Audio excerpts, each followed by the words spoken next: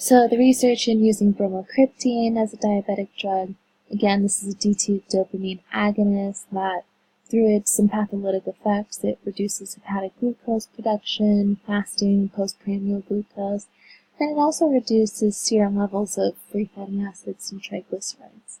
In addition, it has been shown to decrease appetite. And while this has not resulted in significant weight loss, it is at least a weight-neutral drug. And we figured this would go well with our GLUT5 inhibitor to reduce those fructose cravings, as well as its other beneficial effects.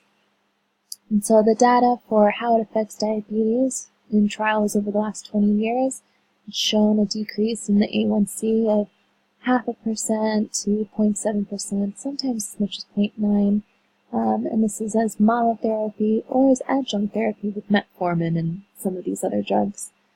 A lot of this data actually comes from a 52-week randomized, double-blind, placebo-controlled trial published in 2009-2010, and it was using bromocriptine in poorly controlled type 2 diabetic patients who had an A1C of 7.5% or more and were taking 1 to 2 hypoglycemic agents already.